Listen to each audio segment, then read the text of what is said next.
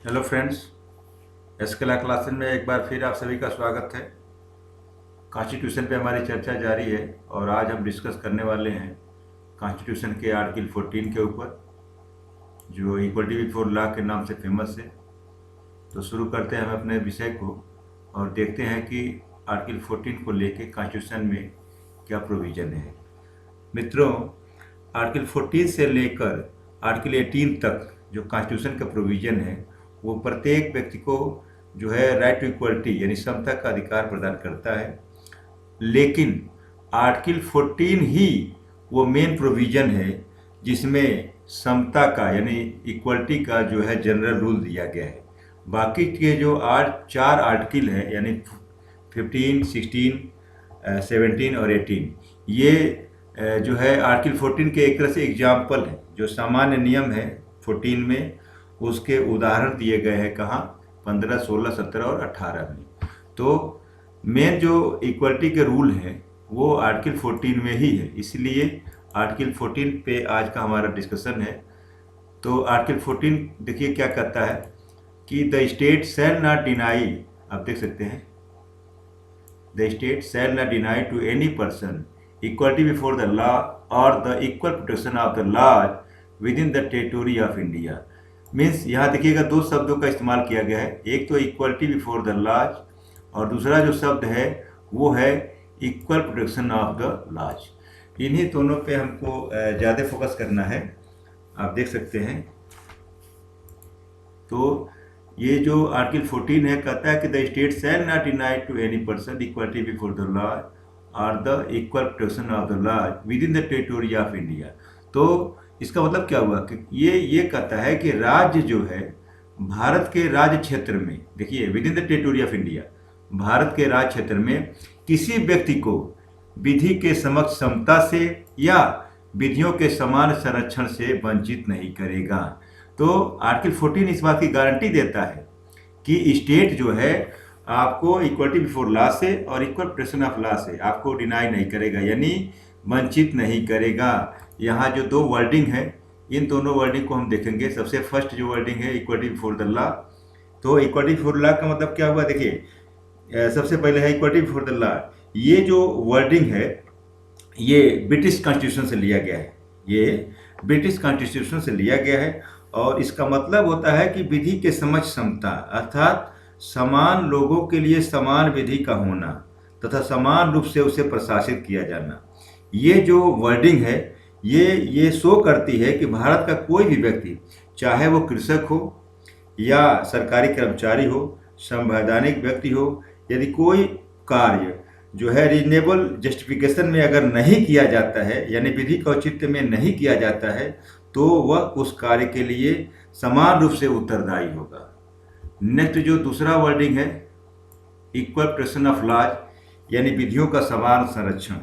इस वर्डिंग का क्या मतलब है, तो विधियों के समान संरक्षण का मतलब ये है कि समान परिस्थिति वाले व्यक्तियों की समान विधियों के अधीन रखना तथा समान रूप से लागू करना, चाहे वह विशेषाधिकार हो या दायित्व। ये जो वर्डिंग है, ये जो पदावली है वो ये बताती है कि समान परिस्थिति वाले व्यक्तियों के बीच विभेद नहीं करने चाहिए और उन पर एक ही विधि लागू होनी चाहिए। अर्थात विधायन की विषय वस्तु समान है तो विधि भी एक तरह की ही होनी चाहिए।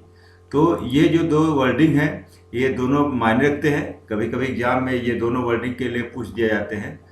दूसरी चीज़ हमें जानना है रूल ऑफ लॉ।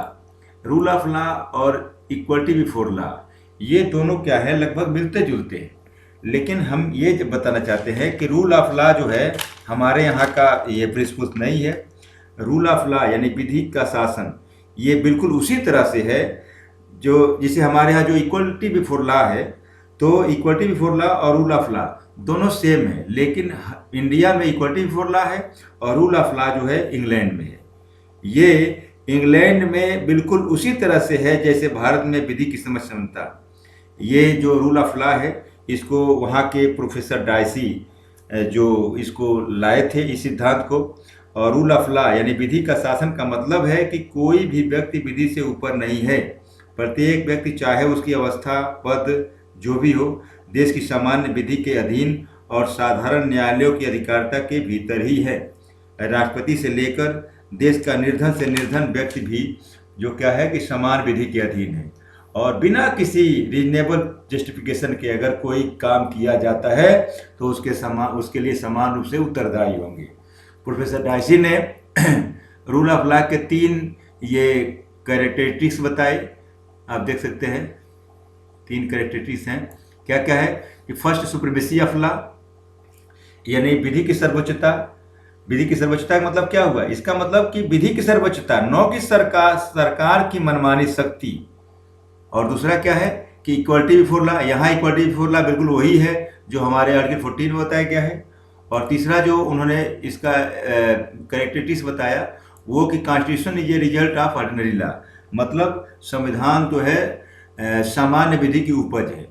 तो जो फर्स्ट जो ये एसेंशियल है कैरेक्टरिस्टिक्स है, ये दोनों जो है इंडिया के कॉन्स्टिट्यूशन में ये हैं। सुप्रीमेसी ऑफ लॉ भारत में भी है और इक्वलिटी बिफोर लॉ ये भी भारत में है। लेकिन जो ये तीसरा तत्व है यानी constitution is the result of ordinary law, ये भारत में जो है नहीं है। क्यों? क्योंकि भारत में जो है कॉन्स्टिट्यूशन ये ऑर्डिनरी लॉ की उपज नहीं है। ये ऑर्डिनरी लॉ की, हमारे यहाँ इंडिया में कॉन्स्टिट्यूशन क्या है? कॉन्स्टिट्यूशन मदर लॉ है, सुप्रीम लॉ है, it is the supreme law of India. तो इसलिए ये जो डायसी ने इंग्लैंड में रूल ऑफ लॉ बताए तो उसके 2 एसेंशियल तो भारत के संविधान में मिलते हैं, लेकिन ये तीसरा एसेंशियल भारत में नहीं मिलता है। मित्रों, इस कड़ी में अगला जो चीज़ है वो है कि article 14 permit classification but prohibit class legislature. इसका मतलब क्या हुआ? तो ये कहता है कि आर्टिकल 14 क्या कहता है कि ये क्लासिफिकेशन के लिए परमिट तो करता है, ये वर्गीकरण की अनुमति देता है, लेकिन क्या होना चाहिए? जो है क्लास लेजिस्लेचर नहीं होना चाहिए। यानी वर्ग विधान का क्या करता है? ये वर्ग विधान का निषेध करता है। क्लासिफिकेशन के लिए परमिशन देता है लेकिन ये वर्ग विधान का निषेध करता है। देखिए दरअसल क्या है, ये क्लासिफिकेशन की जरूरत क्यों पड़ेगी? क्योंकि आर्टिकल 14 राइट टू इक्वलिटी से रिलेटेड है, यानी इक्वलिटी बिफोर लॉ। और लेकिन इक्वलिटी का मतलब ये बिल्कुल नहीं है कि जो है विधि के समझ क्षमता का मतलब ये बिल्कुल नहीं है कि हर विधि जो है सामान्य प्रकृति की हो तथा एक ही विधि सभी के ऊपर समान रूप से लागू नहीं हो सकता। इसलिए क्लासिफिकेशन तो जरूरी है, लेकिन शर्त क्या है कि क्लासिफिकेशन क्या हो? रीजनेबल हो।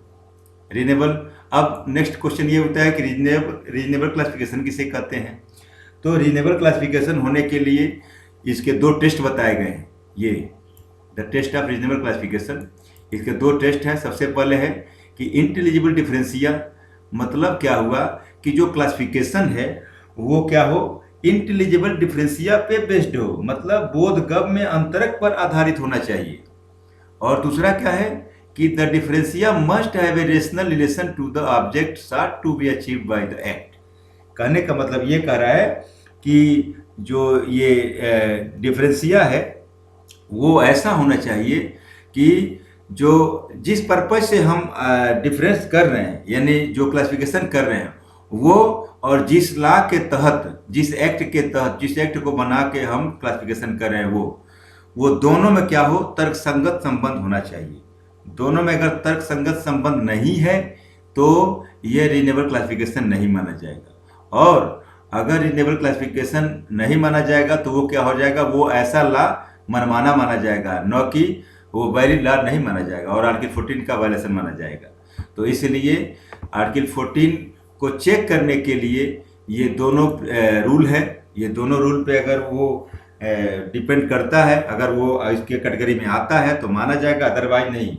मतलब कि जो क्लासिफिकेशन हुआ है वो बोधगम्य अंतरक पर आधारित होना चाहिए। यानी क्या है कि एक बौद्धिक क्षमता वाला व्यक्ति उस बात को समझ सके कि डिफरेंस जो किया जा रहा है, जो क्लासिफिकेशन किया जा रहा है वो क्या हो? एक बुद्धिमत्तापूर्ण काम है।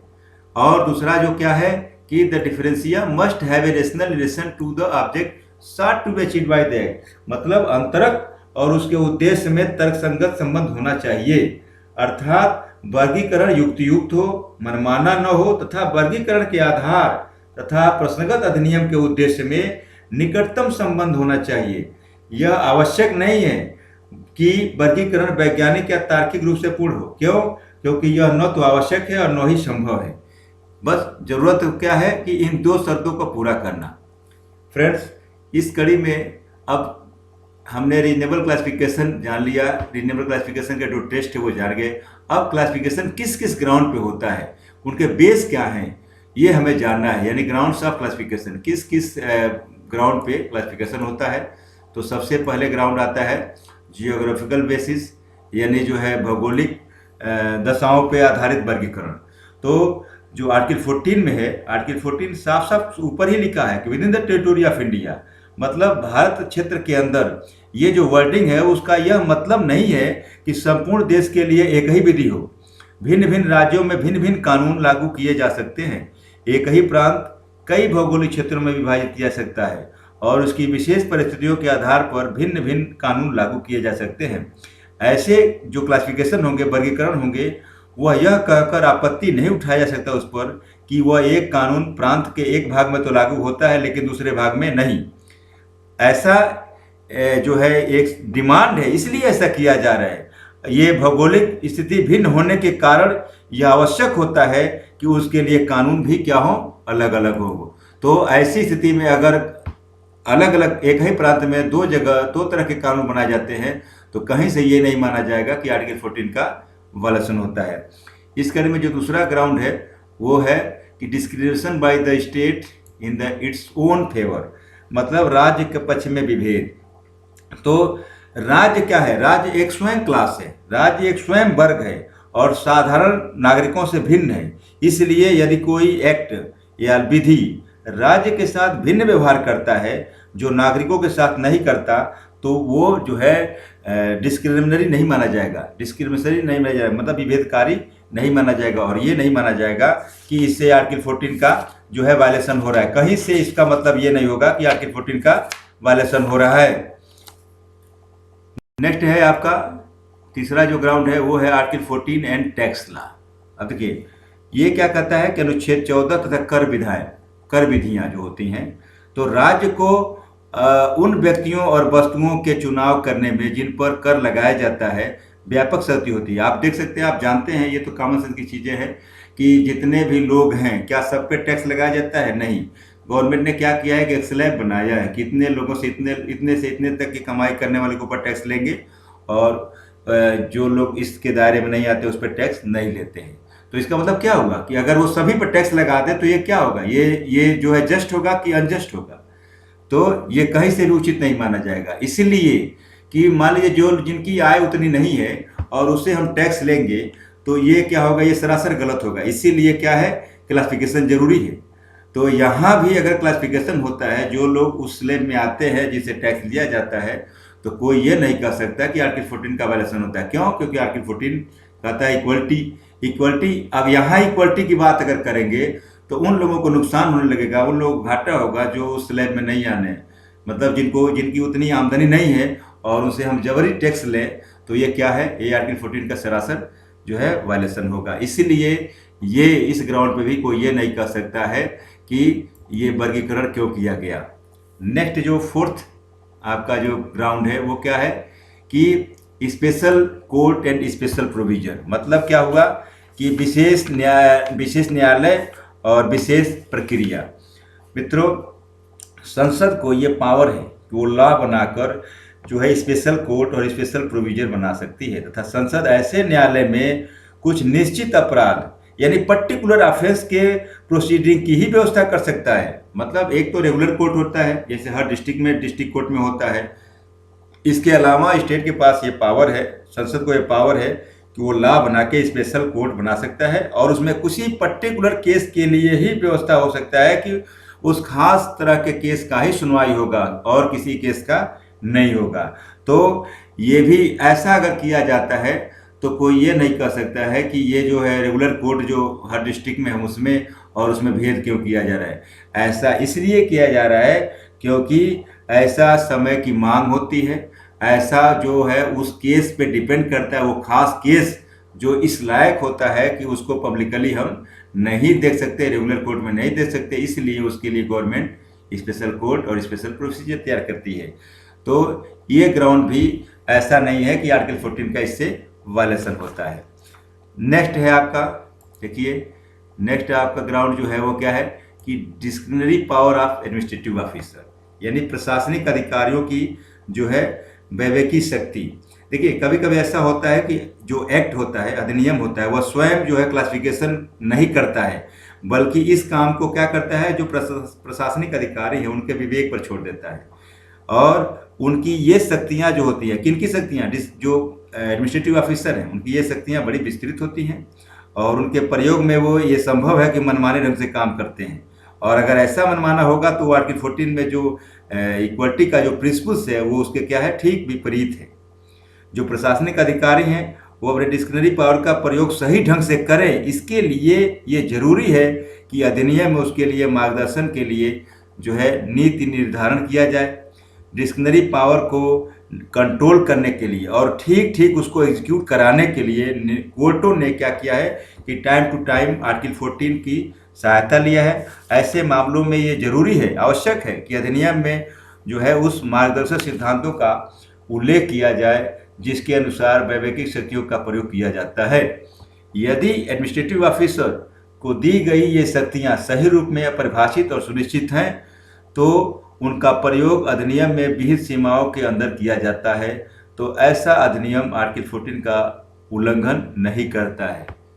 अगर इस तरह से अगर लॉ बनाया जाता है तो ये नहीं माना जाएगा कि वो लॉ आर्टिकल 14 के अगेंस्ट है। नेक्स्ट जो आपका है वो देख सकते हैं, ये है एक सिंगल इंडिविजुअल में कॉन्स्टिट्यूट ए क्लास। मतलब क्या हुआ कि ये मतलब एक व्यक्ति स्वयं एक वर्ग माना जा सकता है। देखिए कोई अधिनियम जो युक्त वर्गीकरण करता है केवल इस आधार पे इलीगल नहीं हो जाता कि वह वर्ग जिसको लागू होता है उसमें केवल एक ही व्यक्ति है। यदि किसी विशेष परिस्थिति के कारण वह केवल एक व्यक्ति को लागू होता है और दूसरों को नहीं, तो उस एक व्यक्ति को ही एक क्लास माना जा सकता है, जैसा कि चिरंजीत लाल के केस में किया गया था। सुप्रीम कोर्ट ने डिसीजन भी दिया था, आप देख सकते हैं केस है ये चिरंजीत लाल वर्सेज यूनियन ऑफ इंडिया का केस था। और ये जो मामला है इस पर सबसे बढ़िया उदाहरण है। इस मामले में सोलापुर कंपनी जो एक कपड़े की फैक्ट्री थी, कि बहुत बड़ी मिल थी जिसमें लगभग 2000 मजदूर काम करते थे, और कंपनी में जो है मिसमैनेजमेंट की स्थिति पैदा हो गई थी जिसके कारण उसको बंद करने का निर्णय लिया गया।